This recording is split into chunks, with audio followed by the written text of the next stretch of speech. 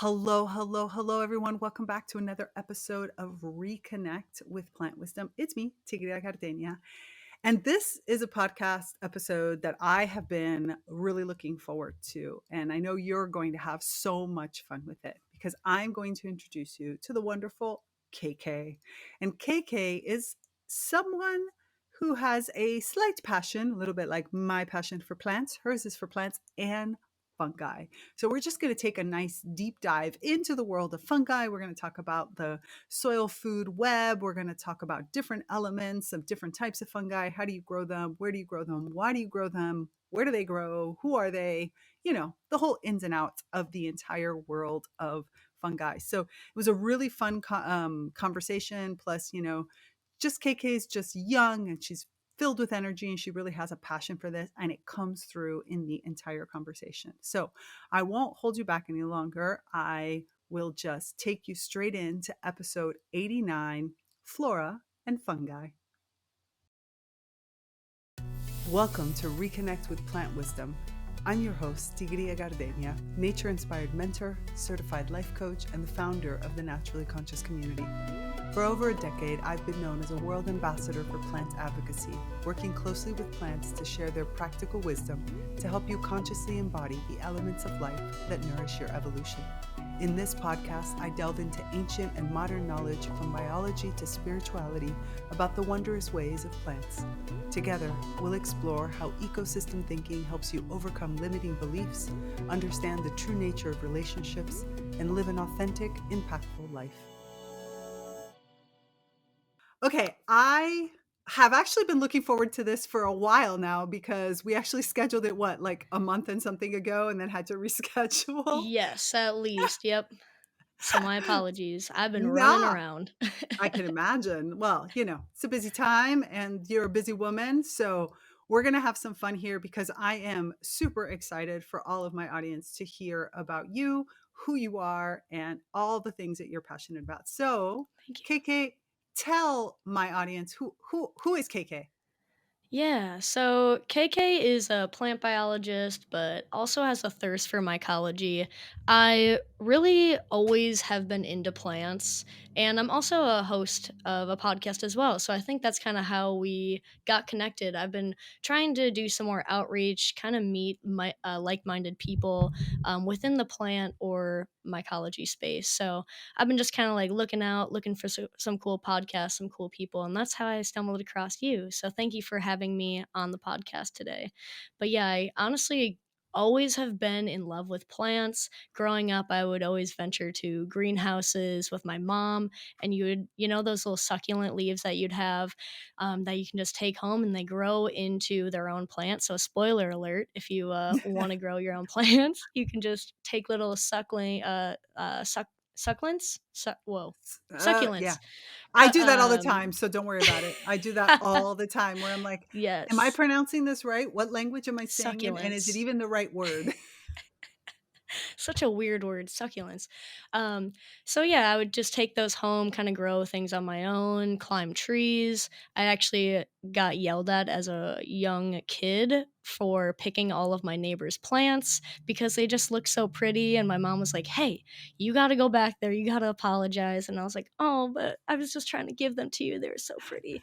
So yeah, I was just really into plants, gardening. So my mom really taught me a lot of that. Going into college, though, I kind of lost the passion for plants. I was always into science, so I was like, "Hey, I'll go to school for biochemistry," which I don't know why I thought that was good, but went into that and realized at my college they had this amazing greenhouse, and for some reason I was like, I need to get in there no matter Mm. what it takes. I want to get in there. I want to see, because you could kind of like look in, but it was so humid that you couldn't really understand what was happening. So it's just kind of like one of those things that I wanted to do.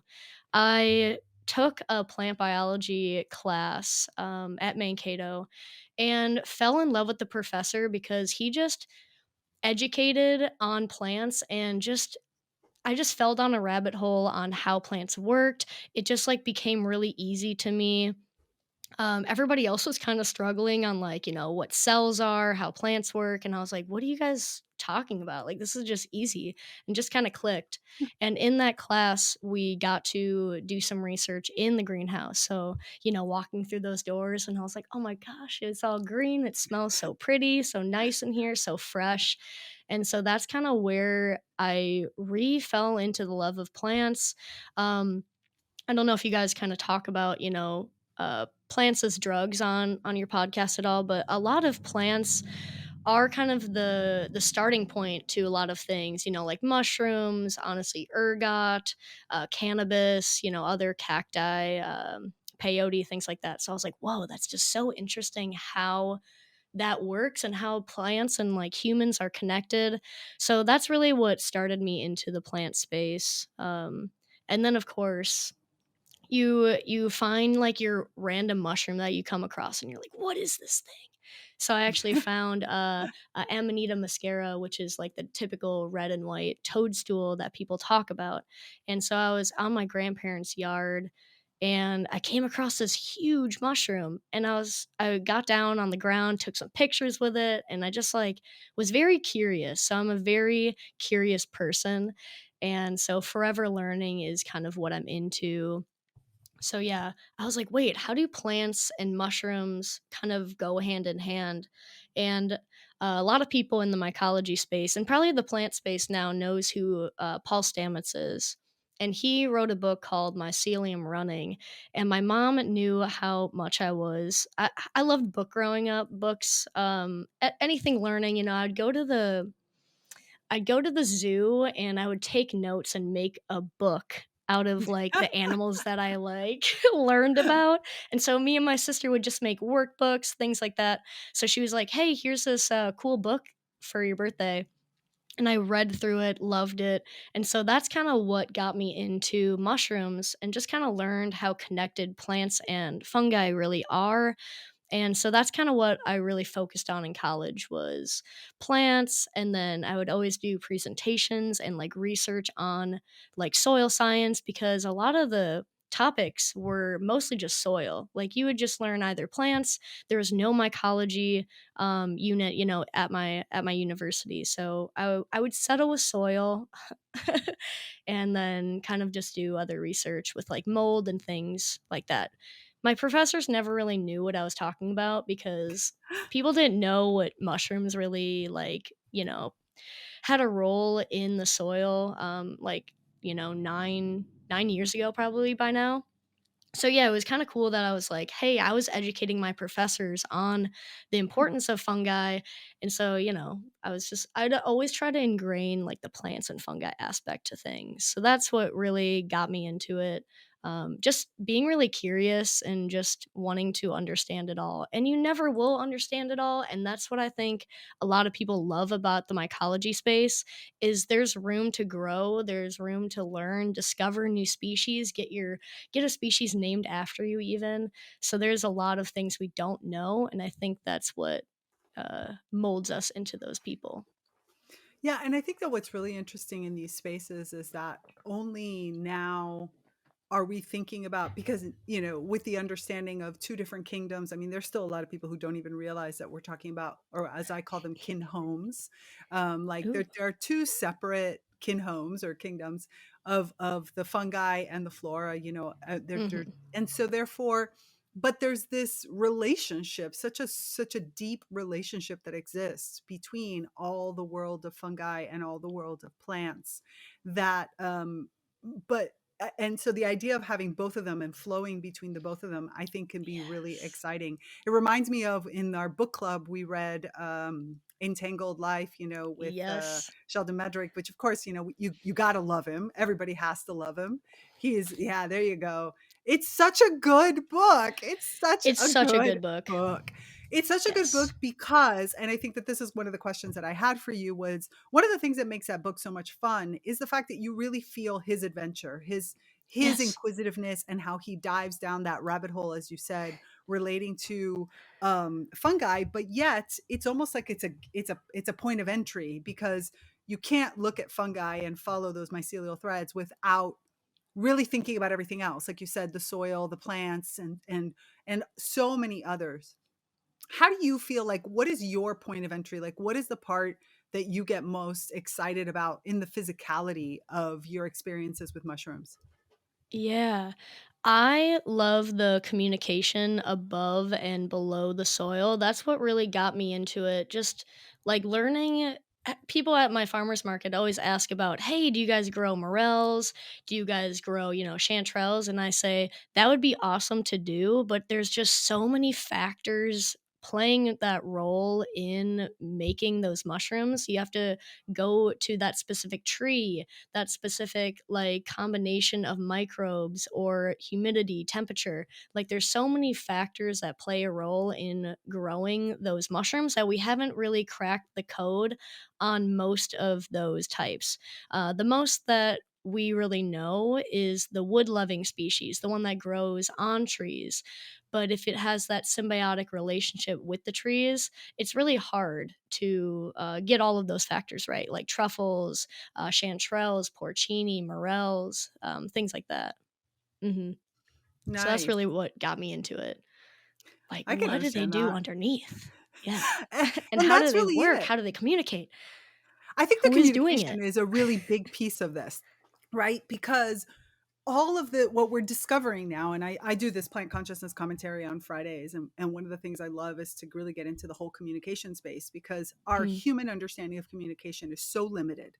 It's like, oh, yes. words get mumbled, and it's like, you do realize we have so many other aspects and so many other ways that we are both sending and receiving. Like, our body naturally puts out pheromones, and we take in different pheromones, and when you go into the plant world, and but there's a whole other set of signatures of chemicals, of volatile organic compounds, of Yes. so many different VOCs. aspects. Exactly. You got to love them. And so how do you explain that to people? How do you bring that? I mean, do you even? I mean, I'm assuming with the podcast, you must be trying to, help people understand. I mean, from my perspective, it's like the more you understand about how all of these different how kin operate, the easier it is for you to even understand that you are so much more than this physicality you think that you are. Yes, and once you kind of start to dig into figuring out how things work, you end up getting more questions. It feels like you don't really know what you don't know. So yeah, a few years ago I was like, so who's communicating to who? Like are the plants like reaching out to the fungi to come to them, or is it like a plant reaching out to them, vice versa? So that's kind of what I started with. And I think the results are that I think I don't want to get this wrong, but I think it's more of the plants because of the nutrients and what they can offer for the fungi. And so yeah, plants kind of give off those VOCs, but also I think there's just like some sort of sounds or wavelengths that happen underneath the soil that Yep. are attracting different microbes, different like there's not just fungi, which is a whole nother aspect. I cover this a lot on my podcast, is the soil food web. Like it's not just plants, it's not just the mushrooms. It's also, like the little insects, the little worms, all of these little microscopic organisms that we don't even think about, and all of that kind of plays the role in all of that. And so yeah, the plants, like you were saying, is a whole nother aspect because even with, I think they cover it in Entangled Life of like, if a plant is being chewed upon, it actually sends off VOCs to attract the pest to the insect that's like chewing on the plant. I don't know if that made sense at all. Yeah, But yeah, yeah, it absolutely. actually, yeah, it sends out signals to attract those. And that's just wild to me that it's like mimicking what the pest would be to get rid of the pest that's chewing on. And my one of my favorite plant facts is the smell of fresh cut grass is actually the plant signaling for help that it's being, attacked. And so it's letting the other blades know that it's being eaten on. And then so then they can kind of move around their hormones and trying to like ward off and like thicken their skin in a way. It's just so it's we just have so many things that we still don't know, and there's more to the mushroom space just because we're like we don't even know how they actually like move around things like that? There's just so many questions, and I'm just so interested. So I'm glad that there's people out there doing stuff like that. And even in the root zone, like the rhizosphere is like a whole aspect of where the mushrooms and the plants interact. So there's some that are ecto um, ecto and endo. So some of the fungi grow within the roots, and then some kind of like encapsulate on the outside. So there's more than just one type. There's like multiple types of fungi that attach to these plants. There's just so many different factors.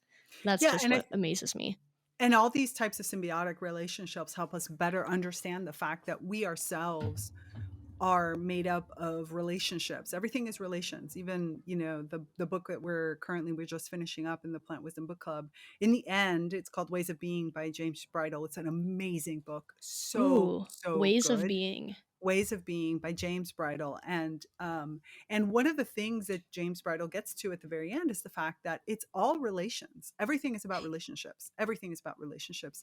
And I think that studying and like the whole relationship between fungi and flora and plants is helps us so expand so much our own understanding of relationships even more, because like you said, you have, you know one relationship between one type of plant and one specific type of fungi. Then you have the multiple relationships where there's different kind of fungi. Some fungi Mhm. are endo and they're going to connect in, and some fungi are ecto and they're going to be out on the outside, and some are going to be passing information back and forth, when some are just going to be Yep. siphoning out information, some are just going to be Yes. bringing in information, and they're bringing in different kinds of nutrients. And it's a reminder that it does take an ecosystem. It does, like you said, you're Yes. talking about soil, that food web. It is a web. We have to stop thinking of soil as this one thing.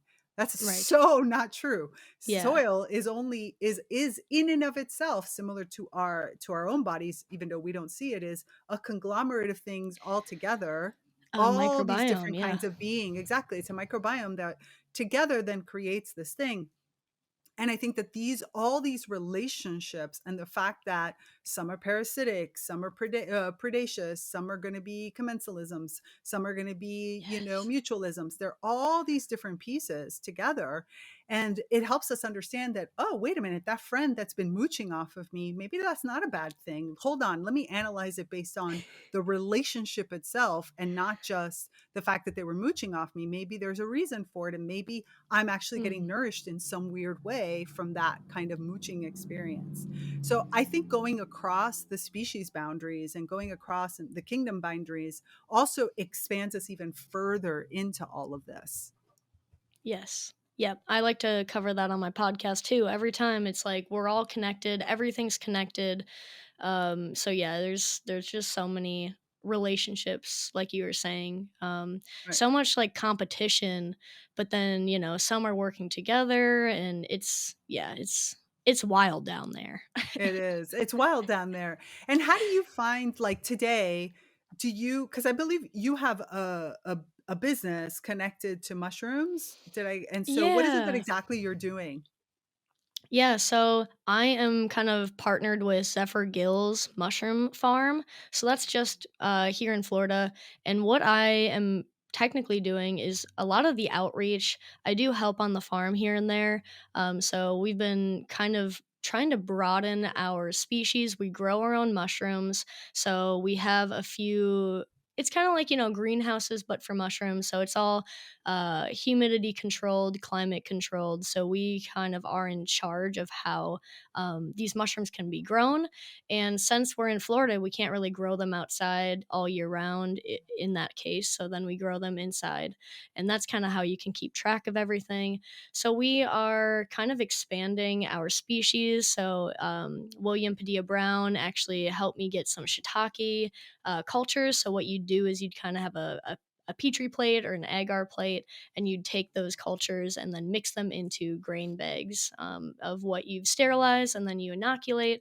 And then there's like a whole process from getting it to the little culture to fruiting and then harvesting them off. So what my main job is kind of doing a lot of the outreach. I'm pretty good with the podcast and the owner is actually very supportive of me and the podcast too. So he's like, just come on, like venture onto on any of these markets, like talk about your podcast. Hopefully you can get some subscribers. Like he just like really is interested in me succeeding with the podcast itself. So he's been a huge, huge help. And I've also been a good help to him too. You know, if you're a mushroom farmer, you're not really that keen on technology and kind of like getting into your website, making social media posts. So that's kind of what I've been in charge of, is getting to different markets, helping him out, kind of educating. We've been doing a lot of presentations on the benefits of mushrooms and how to cook them.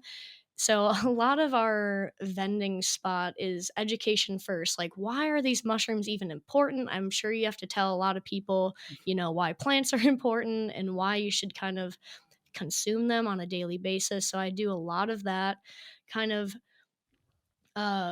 connecting between like what are some of the ailments that some people are going through, and I'm sure that there's a mushroom out there that can kind of help with that. So a huge topic right now is lion's mane, and so a lot of people have been actually coming up to our farmers market stand and they're asking us if we have lion's mane, and it's been just amazing. Within the last year, like the mushroom coffee's been blowing up.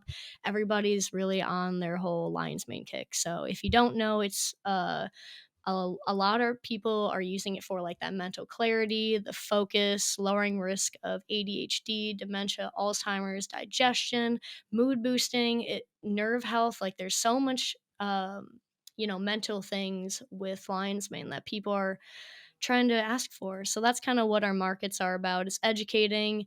And then of course we sell our fresh mushrooms that we grow. So it's been really nice to kind of educate and get people on the bandwagon of, you know, taking your mushrooms every day.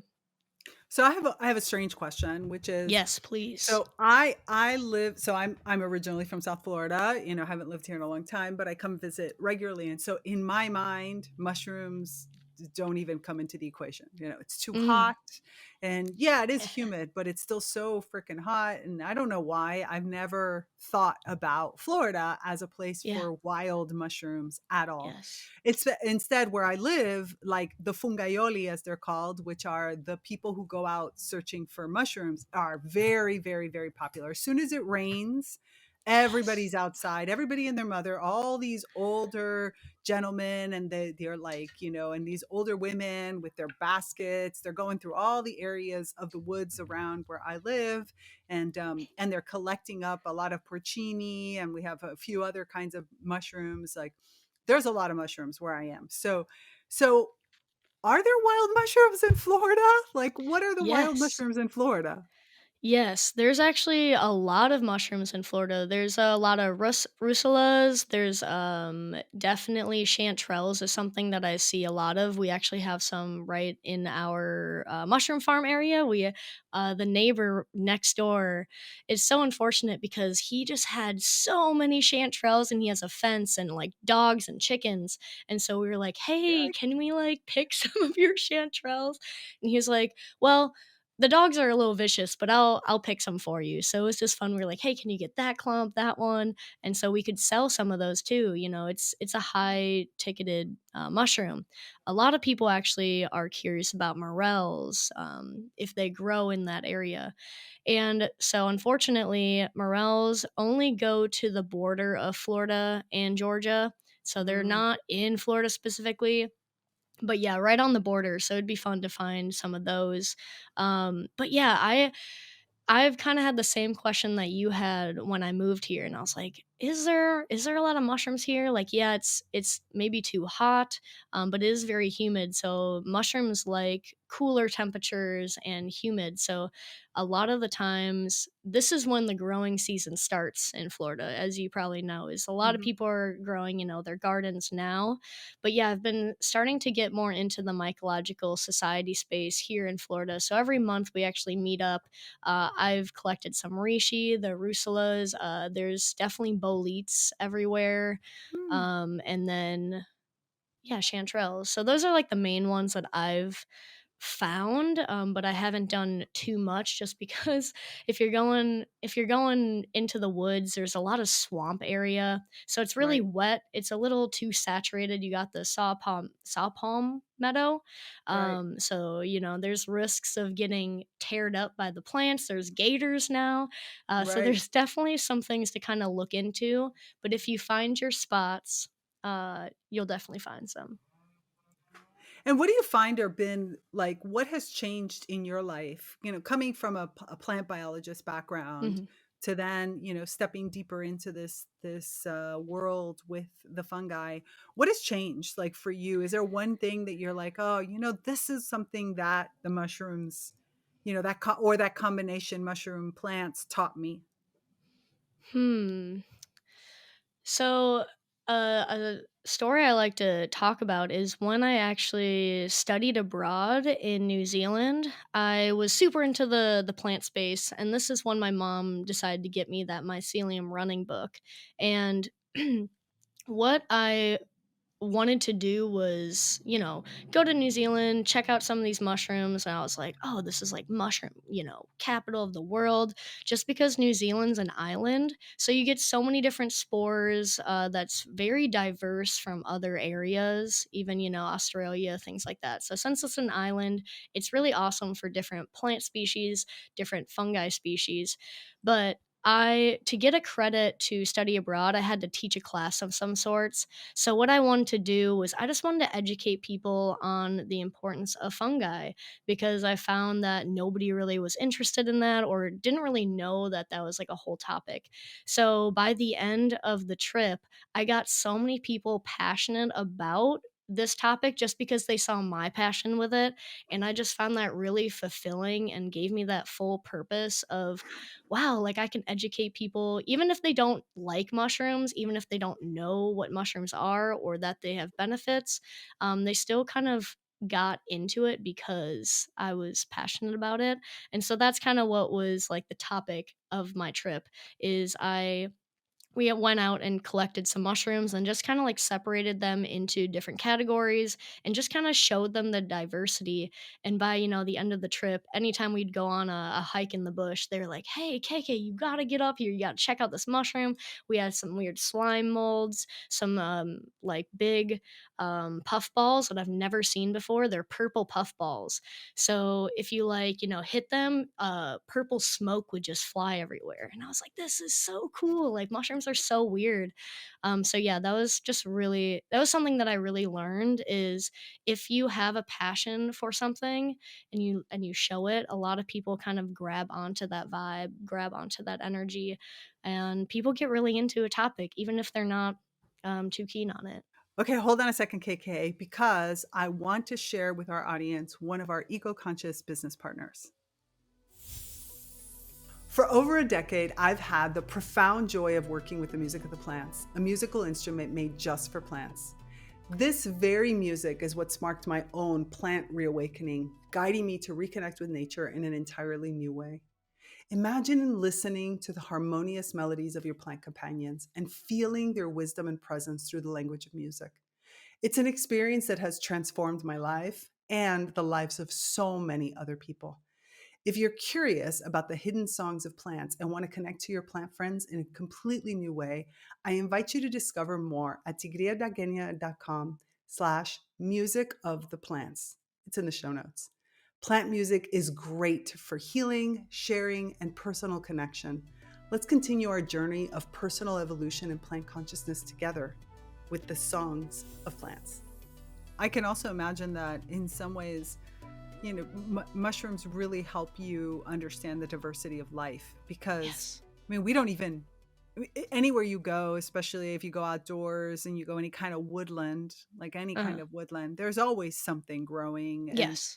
teeny tiny and really big. And like you said, Yes. puffballs and like, Lichen, spores, like I love lichen. Oh my moss, goodness.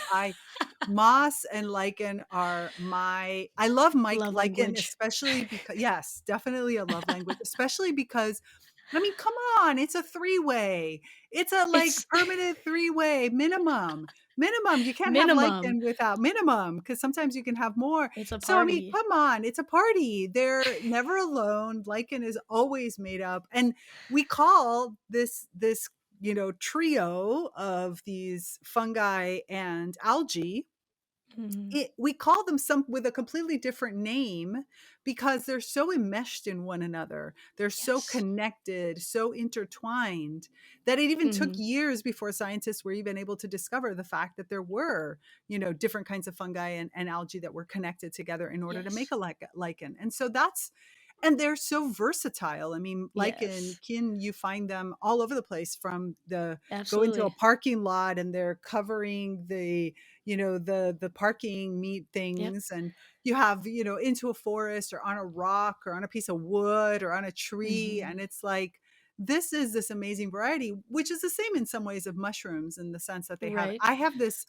I have this thing in this dream. So where I live, we have this sacred woods temple, this external sacred woods temple. It's really beautiful, and there's so many things, and I keep trying to convince. So we have these unusual names, and our names are animals or nature spirits as our first names, and our second names are plants or fungi. And so Mhm. Hobbit, I've been trying to convince Hobbit for the last few years, who's an amazing artist that lives in the Sacred Woods Temple. Back when I used to live there, we lived in the same house, in Nucleo, as we call them. And Hobbit, I've been trying to convince her to create statues made out of like wood, Mhm. because I want them to get covered by, like the porosity of the wood, and make it a very kind of like spongy wood that will soak up a lot of water. Don't treat them at all, because what I want is for her to make some kind of Yes. really cool art piece that then gets Mhm. covered between the lichen and the mushrooms and probably some kind of plants. And I'm like, it's co-creation, Hobbit. It's Yes. co-creation. I might convince the friend that I'm staying at right now where I am, Yes. is she has a food forest, and I'm like, maybe I'll convince her Ooh. to create something like that out here. Would be Mhm. awesome. Yes, absolutely. I mean, like the like air plants, like you could have so many different things on there, and I also like it because it's kind of like a peek into time. Like it's like a timeline because you can kind of age something like, oh, this has lichen on it. It's older. It's like older than 10 to whatever 50 years. Like I don't even know how long it takes, but it's a really slow process. Yeah. So yeah, it's just another we have so many questions and we know so little about lichen, and so that's also why I'm really into it. It's like something Yeah. that like I could kind of discover and make mine, and it's very unique. Well, and lichen is also, taking in when you have a lot of lichen, the air quality is really good. And so there's Yes. so many different Yes. aspects of that. And I think that that's really about this. So I love grass, because I feel that grass is so ignored and Oh, undervalued so in so many different ways. I think we think about like the lawn, and I don't love the lawn. I love grasses, kill wild the lawn. grasses. Kill the lawn, exactly, and let whatever wants to grow. And I love everything that's so close to the ground from that perspective. And I think that that's where I started to kind of start a relationship with fungi. I have to admit, because I come from South Florida, and when I lived in Seattle, unfortunately, I didn't have an opportunity to get into this world. I really wish I did. Wow, I yeah. have a little bit of a fear of, I don't pick anything, because where I live, Uh-huh. like I said, there's so many kinds of mushrooms, and I'm like, I'm not even gonna try it. So I go out with my friends who are fungaioli, who know how to pick. I mean, I know how to pick porcini, because they're big Mhm. and they're thick and they're, kind of this yellowy white. I'm like, okay, that is obvious. You are a porcini. I can pick you. And I know that that's going to be delicious, as well Mhm. as like this relationship. But there's all these other, woody type, like you said, fungi. And I do think so, because I don't pick them, because I don't know enough, I like to just sit around and talk to them. Like, I'm just going to sit down here. You are the fruiting body, which means there's an entire world underneath me connected to you. Yes. So, what are you guys doing over here? Like, what's going on? How did you decide to come up here? And why did you come up here? And like, what's going on? That Right. that's kind of that's my way of doing things. Like, what's going That's on? fun. It You gotta is. become the mushroom sometimes. Exactly. Exactly. And so it's like, I'm just gonna sit here and I'm gonna try to understand, what is it like to be the Mhm. mushroom? Mhm. Or like the fairy rings are like a whole nother category of different types of mushrooms. So that's like the shaggy mane or the inky cap. Honestly, the death angel I think is one of those too. There's so many different categories of mushrooms. And so there's a whole category on the fairy ring mushrooms. So they grow outward, and so they make these like big fairy rings or circles, and that's a whole nother folklore thing that a lot of people, lay in the middle of them and during like a full moon, and you're getting like cleansed, and there's like a whole like portal, people would say. So that's Right. like a whole nother thing. But yeah, like becoming the mushroom, talking to them, is that's a Well, whole nother thing. I I mean, like and it. it makes sense, right? Because you have, like you said, underground, this whole I just recently did an episode where I was talking about scototropism, which is, we think of phototropism, so Hmm. plants that grow towards the light, but we Yep. don't think of scototropism, which is the plants that are growing towards the dark, like big Mm, monstera plants and such that grow towards the darkness because they're looking to right. stabilize. And so they need to stay in the darkness until they completely stabilize. And I think that Hmm. in some ways, mushrooms live inside of this sort of scototropic world where they're underground. The whole mycelial networks are all kind of underground, and they're Yes. having these explorations. And I think even there's a lot for us to learn because we as humans have of our senses, of the senses we're aware of, the main five senses that we're aware of, our dominant sense is the sense of sight. It's the vision. Yes. And Yep. so, but if you think about the idea of connecting, like you said, be the fungi, be the fungal threads, be the hyphae, right? Like we're talking about complete darkness, and that's really scary Right. for us as humans. So I think that there's a lot to be said about connecting and finding that connection of how do I, first of all, enjoy the darkness because the majority of Hmm. their lives are underground? How do I Yes. become one with the darkness, with this experience? How do I learn how to explore the darkness and find that nourishment and find those relationships in the darkness? And then when do I want to fruit to allow this Right. come up? And so, Yep. how do I experience that growing outwards into the world of, that darkness? And so, I'm really curious as to for you, when you're exploring, especially, when you do have the opportunity to go out foraging, maybe, or finding areas that do this, how do Hmm. you, how do you feel like you connect? Like, how do you find? Since, Hmm. it's not like they're everywhere. Sometimes they're few and far Yes. between. Yes. Yeah, so to find mushrooms, honestly, it's kind of what we were saying before with all those factors that you're looking at, like what trees are inhabiting these mushrooms. So and this is where the plant and fungi space kind of flows together, is because if you want to find a specific mushroom, you have to find that specific tree. And so you're trying to look for those types of species.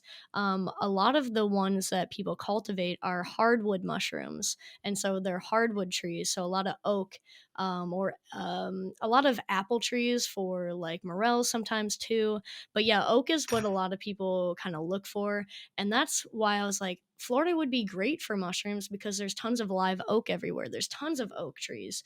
So that's kind of what a lot of people are looking for, especially like lion's mane and things like that. And so yeah, kind of looking for that plant species, looking for obviously mushrooms after it rains.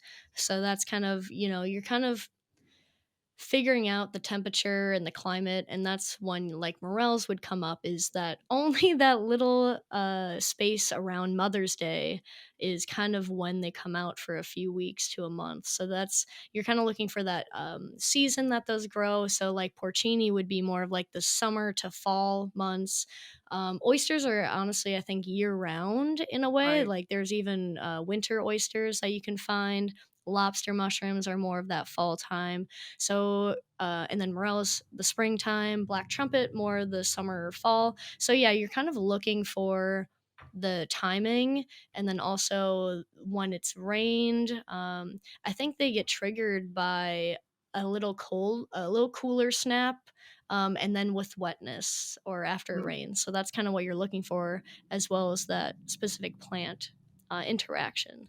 But yeah, I think I wanted to cover before we moved on of how much the mushroom is underneath, or the fungus is underneath the ground. A lot of people think that the mushroom is like the only organism or the part of the whole thing, but it's honestly just the apple to an apple tree. Right. And most of the organism is actually underneath the mycelium, as like what you're saying. So some people might not know that, or maybe they No, it do, is. but I wanted a refresher. It's super important because I do think that most people don't know that the majority of what is, the fungi Hmm. world is all underground, and that's those Yes. relationships underground, how important they are, and that it's, yeah, sure, you might be seeing one species, but that you're seeing that fruit come up in that one Yes. species, but most likely there's probably a lot of species underground that might not even ever fruit in a way that you might see Yes. or notice or interact with, because they could not be edible, or because they Yes. maybe do it in a very small way, or maybe because Hmm. they don't at all, or they do it under really shady locations that you might not come Exactly. across. And I do Exactly. think it's interesting that most people don't realize just how much the mycelial networks are underneath you.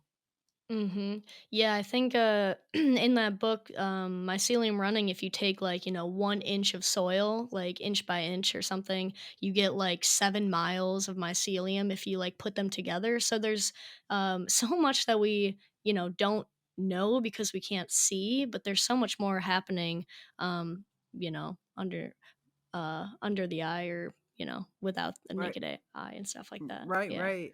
So your podcast, Yes. what tell me about more, like the name of the podcast, what it is that the podcast is mainly focused on. Yeah. Tell me more. I want to know more. Yes, absolutely. So it's called Flora Funga Podcast. So we're bridging the gap between plants, fungi, and humans. So that's kind of what my whole thing was about. And I started this podcast, I think 4 years ago now. It's been since 2020 in February. And so I really was interested in listening to podcasts, but there was no podcast at the time that bridged or combined plants and fungi. There was just, houseplant podcasts, or the OG mushroom podcast, which would be Mushroom Hour, Welcome to Mushroom Hour, Mushroom Revival. So those are kind of like the top two that I can think of that a lot of people got a lot of their information from. But again, you can't really have fungi without plants, or plants without fungi. So to me, it was just, I want a podcast to listen to that gets really nerdy into topics of both of these categories, and that was not a thing back then. And so I just decided to make my own Flora Funga podcast. And so I'm actually releasing an episode coming up on how I kind of created a podcast. And so that was just really interesting to me that other people are, interested in learning how that works. But yeah, so that's really what got me into it, per se. And my first 5 episodes, if you dare to go back to those, are me honestly scripting my episodes. And I want to make it really broad for all of the audience to kind of get into it. So my first episode is like, what is a plant? And then I get into what is a fungus. So I get really down and nerdy really quickly of like, what even is this? And then, what's the importance of these? And then what's the importance of those interactions? So that I released those 5 episodes all together just to like create something for people to kind of get involved in, and kind of, yeah, encapsulate mostly everybody, if they were interested. And then people wanted to be on the podcast. So I was like, whoa, I can do like interviews. And then also, I have like topics and questions that I'm interested in. So I might as well reach out to some of these people. And so I actually was really interested in talking to a farm on sea beans, if you know what those are. And Mhm. so I'm actually meeting with somebody next week on a sea bean farm in South Carolina. So I'm really excited to kind of do an in person interview with that. So there's been a lot of evolving with the podcast. It was just me, and then it got to interviews, and then now I do video editing, and now I'm doing in-person interviews, and now I'm going to different mushroom festivals to film for them. So that's what I've been doing the all last month. Is every weekend I was actually in a different state, going to different mushroom festivals. Um, so that was really fun to do, and I make different documentaries for them, kind of showcase, all of these beginning mushroom festivals. And so that's what I've been kind of doing, is educating people. And so that's what Flora Funga podcast is all about, educating and bridging that gap between plants, fungi, and humans. That's so much fun. That's awesome. I Yes. mean, I do Thank you. think that podcasts give us the opportunity to really explore in depth all these topics that we love and to meet all these amazing people that we can then have these Mm. conversations. One of my favorite podcasts, and it is true that a lot of the plant podcasts are kind of hard or to find, or they're just in this other world. One of my favorite is called In Defense of Plants, and I absolutely Yes. love In Defense of Yes. Plants because I Love just that. love somebody who can be such a nerd and Yeah, so I geek out on everything to him that is like academic exploration of plants, and know. he just Yes. loves it so much.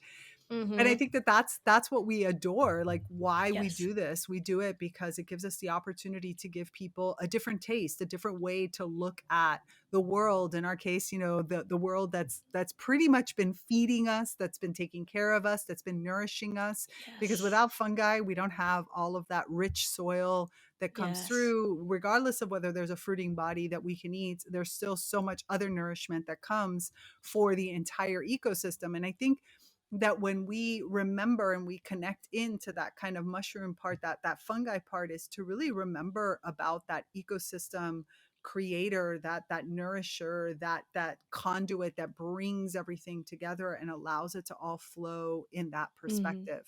And it's just so Absolutely. important, and we've lost it because so many of us, because we have a lawn that covers it in so many Yes. places.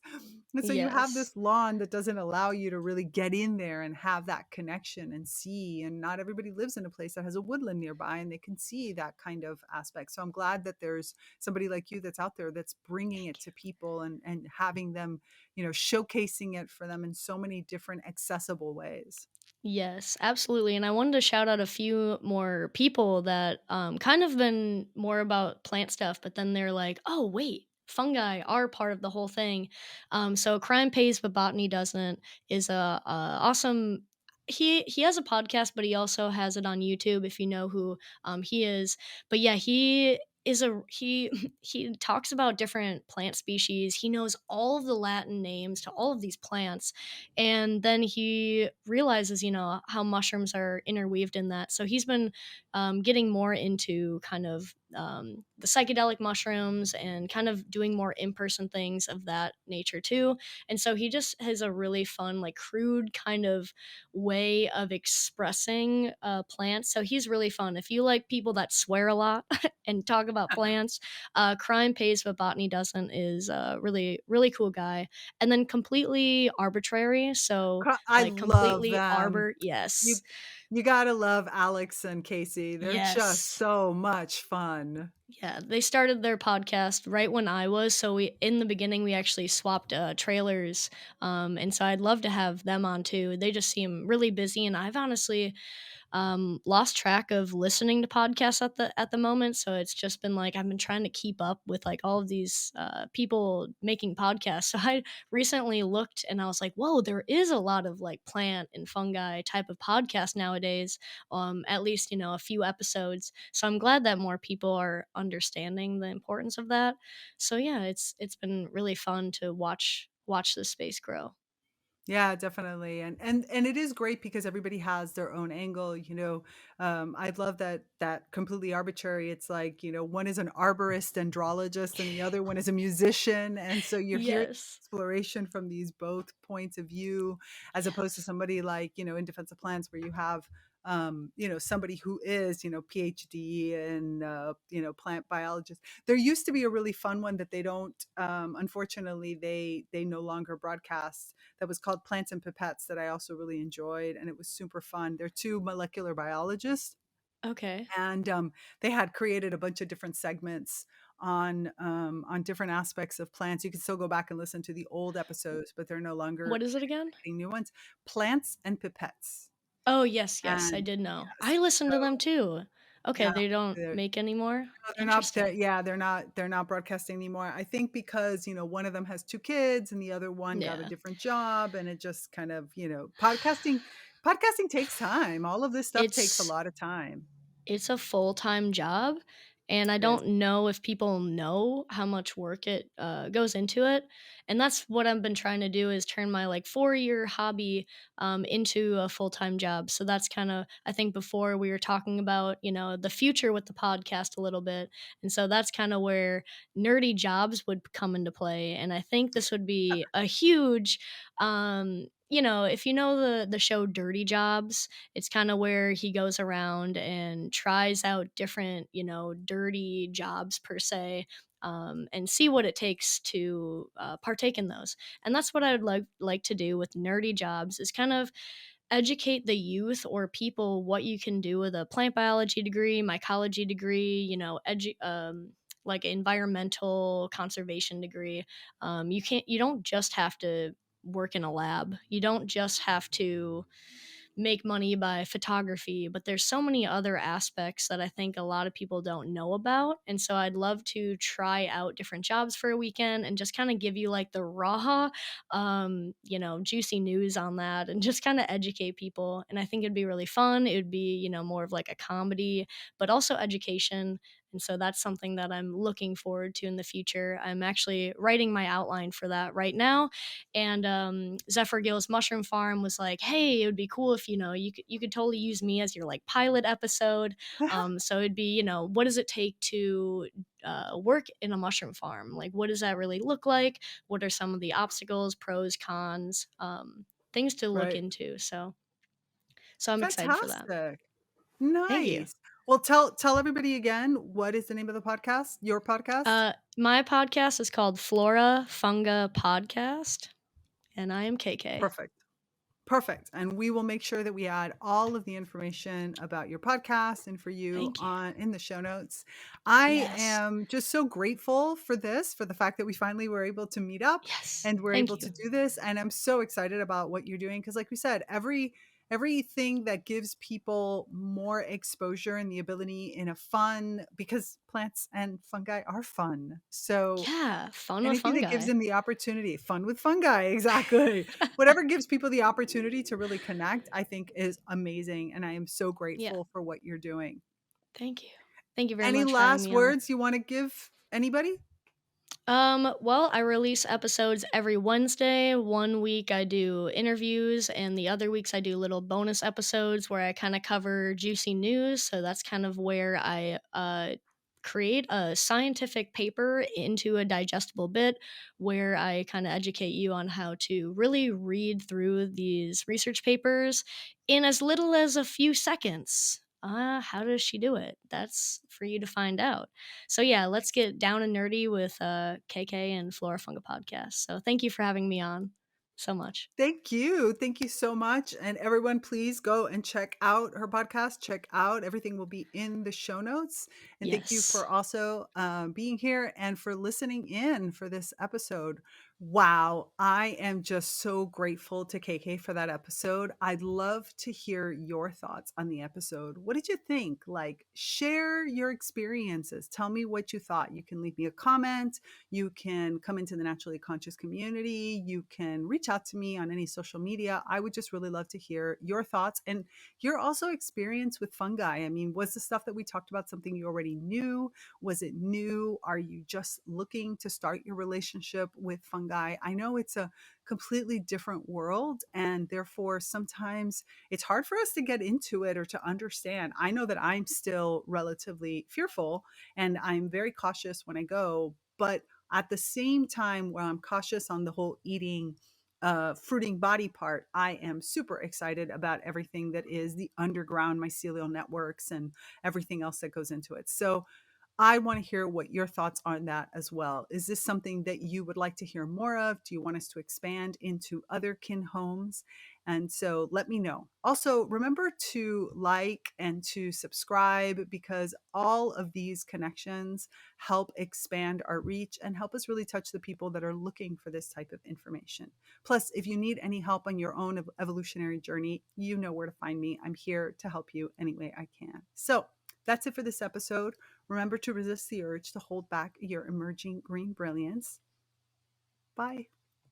Thanks for tuning in to this episode of ReConnect with Plant Wisdom.